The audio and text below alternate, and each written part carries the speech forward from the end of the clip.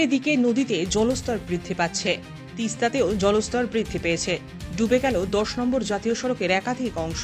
সিকিম শিলিগুড়ি সরাসরি যোগাযোগ বিচ্ছিন্ন। উত্তরবঙ্গ এবং সিকিমে অবিরাম বর্ষণের জেরে ভয়াবহ জলস্ফীতি ঘটেছে। তিস্তা নদীতে জল বৃদ্ধি পেয়েছে। তার জেরে গতকাল রাত থেকে শিলিগুড়ি সিকিম সংযোগকারী 10 নম্বর জাতীয় সড়কের একাধিক অংশ তিস্তার জলের তলায় তলিয়ে গিয়েছে। তিস্তা বাজার ছাড়াও 29 মাইল সংলগ্ন এলাকাতেও জাতীয় সড়ক জলমগ্ন হয়ে পড়ে।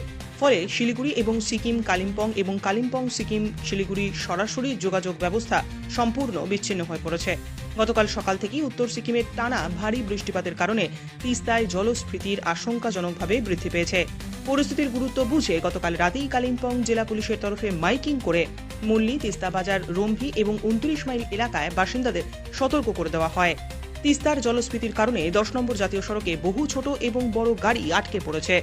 যতক্ষণ না জলস্তর নামছে ততক্ষণ এই সমস্ত গাড়ি নিজের গন্তব্যস্থলে পৌঁছতে পারবে না, এমনটাই আশঙ্কা করা হচ্ছে। তবে প্রশাসন সূত্রে জানা গিয়েছে, ঘুরপথে লাভা হয়ে সিকিম বা কালিম্পং যাওয়া সম্ভব, যদিও তা সময় সাপেক্ষ এবং ঝুঁকিপূর্ণও বটে। স্থানীয় প্রশাসন এবং বিপর্যয় মোকাবিলা দপ্তর পরিস্থিতির ওপর কড়া নজর রাখছে। ব্যুরো রিপোর্ট, জনমত বাংলা।